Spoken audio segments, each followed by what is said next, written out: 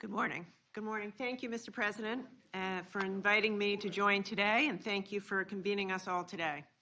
Today is an exciting day for our country, and I want to begin by thanking Pat Gelsinger, the CEO of Intel, and Intel for making this massive, historic investment in American manufacturing right here in America.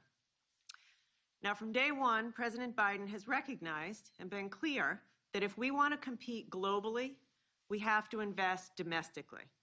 And he's prioritized the revitalization of our manufacturing economy and given those of us on his team a crystal clear mission to get those jobs back from overseas to America.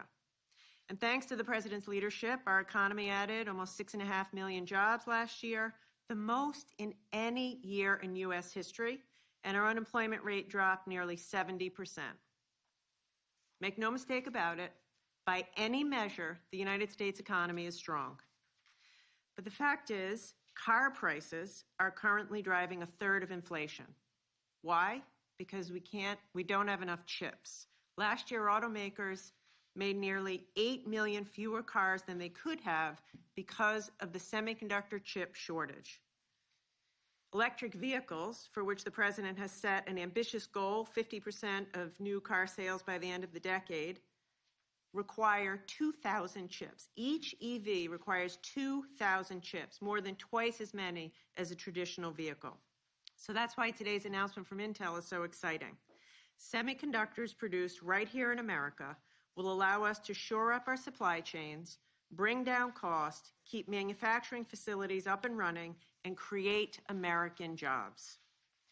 But if we really want to end the chip shortage and ensure our global competitiveness, there's more to do.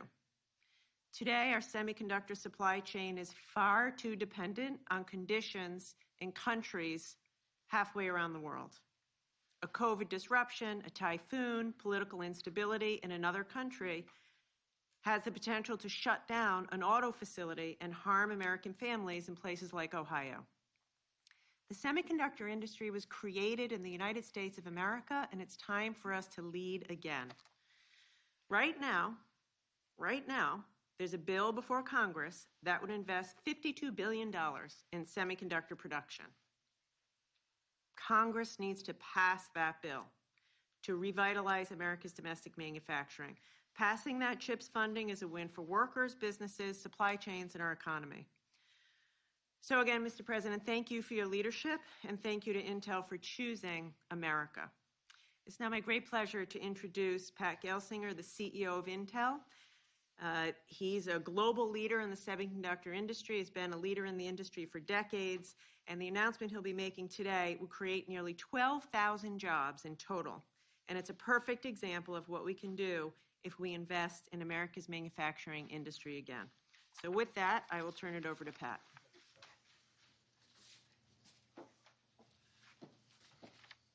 Thank you, Secretary Raimondo.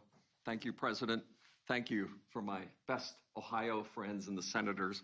And we look forward to being welcomed into Ohio. I am thrilled to be at the White House today. Such an exciting occasion, historic day for Intel and the global semiconductor industry. And for a farm boy from Pennsylvania, I thought I'd never be here. Today, Intel is announcing plans for an initial investment of more than $20 billion to build 2 new leading-edge fabs in Ohio. I would be remiss not to thank Governor DeWine and his team in Ohio for their fantastic partnership, and I look forward to commemorating this special day together at our event in Licking County, Ohio, later today. This will be our first new manufacturing site in 40 years. And spanning nearly 1,000 acres will be a mega fab location that can accommodate a total of 8 chip factories, or fabs as we call them. What we're announcing today is the first 2, but we hope to build out that full campus. This initial investment is $20 billion, the single largest private sector investment in Ohio history, and we plan to continue to grow this presence. At full build out, this site could grow to as much as $100 billion of total investment over the decade. This impact of a mega site like this is simply profound. A semiconductor factory is not like other factories. It's more like a small city supporting a vibrant community of services, suppliers, and ancillary businesses. You can think about this as a magnet for the entire tech industry. And all of this is creating new jobs. And we plan to invest an additional $100 million over the next decade to help develop and attract a pipeline of skilled talent and bolster research programs throughout the region. Intel's investments will help meet the unprecedented demand for advanced semiconductors, or chips as they are called. As every consumer in America now knows, we've seen disruptions in our supply chain globally. Many products are in back order, and Christmas trees were not nearly as full this year simply because the industry does not have enough chips. Our lives depend on them. And ponder for a moment, what portion of your life is not becoming more digital?